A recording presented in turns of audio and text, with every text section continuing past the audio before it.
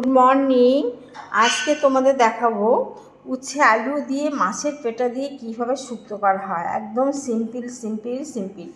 আমি মশলা খাই না, খুব কমের ভিতরে করব, তোমাদের দেখাবো। দেখো, প্রথমে উচ্ছে আলুটাকে গরম জলে ভিজিয়ে রেখেছি। আমি সবজি সবসময় গরম জলে ভিজিয়ে রেখে তারপরে খাই। দেখো এই জলটা দেখেছো, পুরো প্রচণ্ড গরম, হাত হয়ে গেল।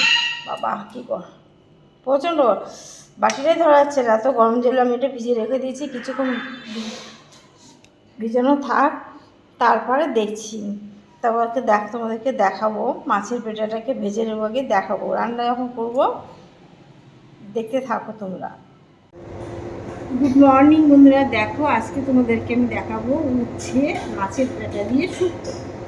উচ্ছে কেটেছি, দেখো গরম জলে ভিজে রেখেছিলাম উচ্ছে আর আলু, দেখো ভিজে রেখেছি।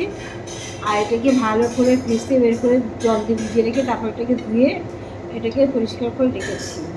এবার দেখো কি করি আমি। না ভাত হয়ে গেছে, আপনি দাঁড়াও, আমি ভিডিও করে নেব। একটু লবণ হলুদ মাখিয়ে নিচ্ছি।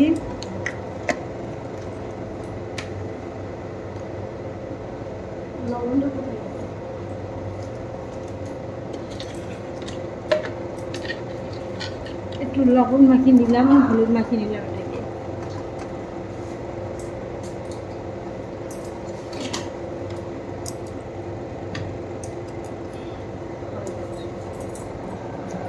কড়াইটা বসিয়ে দিয়েছি গরম, একটু তেল দিচ্ছি অল্প। দেখবে আমি সবসময় তেল কম দিয়ে চিমনিটা চালিয়ে দিয়েছি।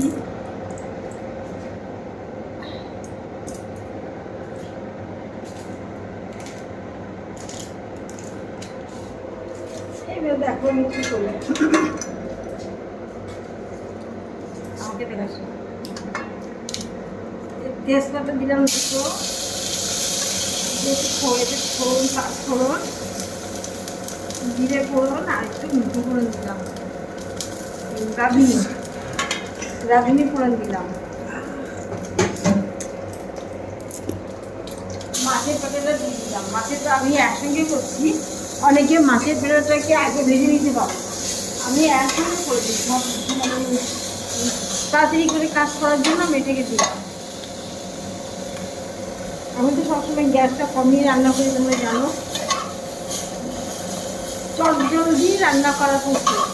মাছের পেটা অনেক সময় অনেকে ভেজে নিতে পারা যায়, কিন্তু আমি ভাজিনি, একসঙ্গে সব থেকে ভেজে। দেখো আমি তেলটা খুবই কম দিয়ে, তোমরা দেখতে পাচ্ছ তেল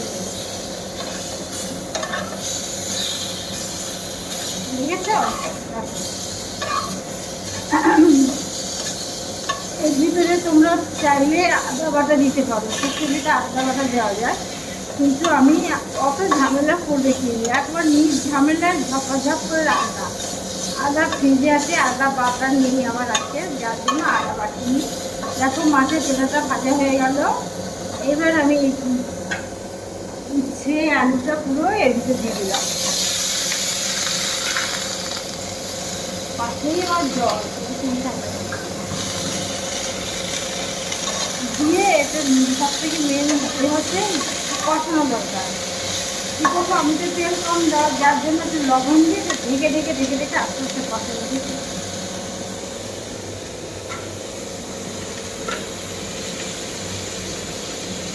আমরা সন্দ লবণ খাই, তোমরা সবাই জানো, অন্য লবণ আমরা খাই না। খাওয়া ভাতে রান্না সব কিছু সন্দ লবণ দিয়ে দিলাম।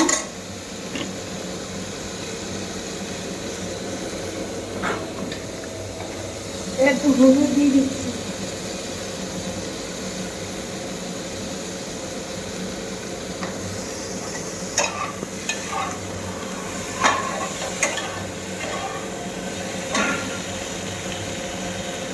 একটু জল দিয়ে দিলাম, যদি তেল জল দিয়ে আমি এটা কষাই, ঠিক আছে।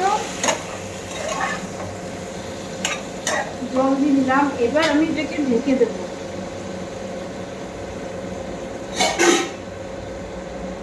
দেখো এটাকে আমি এবার ঢেকে দিলাম। এটা হবে, এর ভিতরে দেবো ধনের গুঁড়ো, একটু জিরের গুঁড়ো দেবো, দিয়ে তারপরে নামানো।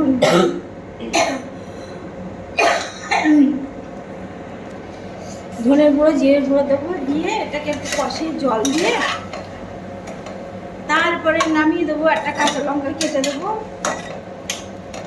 দিয়ে তারপরে নামিয়ে দেবো। হয়ে যাবে আমার উচ্ছে আলু আর মাছের পেটার শুক্তো। তোমরা দেখতে থাকো।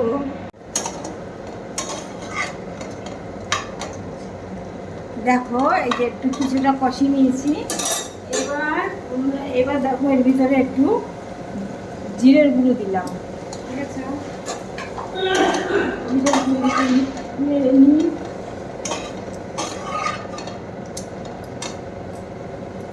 এইভাবে তোমরা খেয়ে দেখো, কোনো ক্ষতি নেই। এটা হচ্ছে ধনের গুঁড়ো, দেখো এই ধনের গুঁড়ো চামচ আছে, অল্প দিলাম।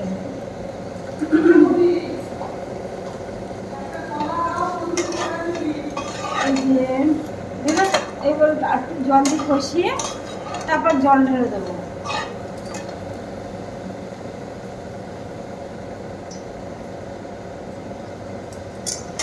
জল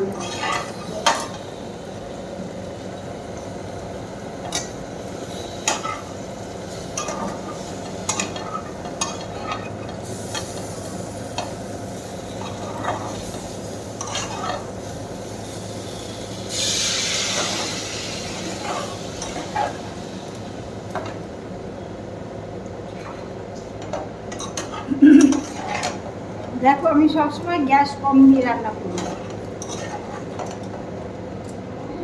এই শুক্তো হলে আর আমার কিছু লাগে না।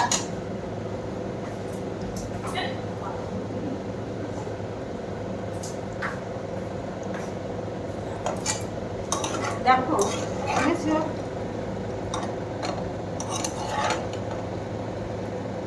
এটার কষানো হয়ে যাবে এখন, তখন আমি জল দিয়ে দেবো, ফুটে যাবে। ফুটে গেলে নামিয়ে দিলেই ব্যাস শুক্তো রেডি আমার। একদম ঝামেলা, কোনো সহজভাবে কোনো কষ্ট নেই এবং খেলে ক্ষতি নেই, ঠিক আছে?